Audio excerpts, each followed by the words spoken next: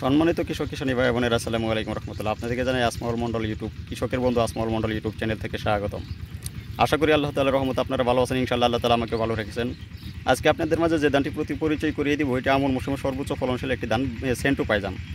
এই ধানটির উদ্ভাবক আমাদের শেরপুরেই সেন্টু হাজং, উনি এই ধানটি উদ্ভাবন করেছেন। ওনার নাম অনুসারে এই ধানটার নামকরণ হয়েছে সেন্টু পাইজাম ধান। এটি আমন মৌসুমে সর্বোচ্চ ফলনশীল একটি ধান। এই ধানটি আপনার প্রতি 33 থেকে 26 থেকে 28 মণ পর্যন্ত ফলন দিতে সক্ষম। এটির জীবনকাল 130 থেকে 35 দিন। এই ধানটির দিকপাতা খাড়া থাকে, গাছ খাটো হয়, যার কারণে শুয়ে পড়ে না বা হেলে পড়ে না। অর্থাৎ অন্যান্য ধানের চেয়ে ফলন বেশি এবং পাশ কাটি অনেক আসে। অর্থাৎ একটা ধানের ফলন ভালো হতে যতগুলো ভালো বৈশিষ্ট্য থাকা প্রয়োজন, এই ধানের ভিতরে সকল প্রকার বৈশিষ্ট্য আছে ইনশাআল্লাহ আল্লাহর রহমতে।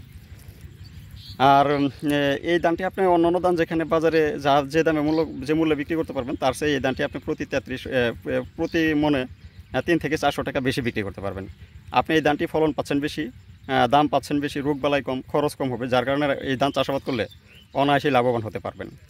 এই সেন্টু পাইজাম ধান, ব্রি ধান 103, রড মিনিকেট, এইসব ধান যারা আমার কাছ থেকে সংগ্রহ করতে চান, আমার ঠিকানা অনুযায়ী আমি ফোন নাম্বার দিচ্ছি, ঠিকানা দিচ্ছি, সেই ঠিকানা অনুযায়ী আইসা নিয়ে যেতে পারবেন, ফোন করে ফোনে নিতে পারবেন। আমার নাম হচ্ছে আলহাজ মোহাম্মদ আসমাউল মন্ডল, পিতার নাম বাহাদুর মন্ডল, শেরপুর জেলা, শেরপুর সদর উপজেলা, কামারেশ্বর গ্রাম। বাড়িটা হচ্ছে মন্ডল বাড়ি, অর্থাৎ বাহাদুর মন্ডল বাড়ি নামে পরিচিত।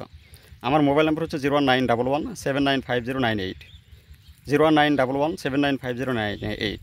আরেকটা নাম্বার বলছি 01835504853, 01835504853। এটির সার ব্যবস্থাপনা করতে হবে অন্য আপনার এই হাইব্রিড ধানের মধ্যে যেরকম সার দেন সেরকম সার দিলেই হয়ে যাবে।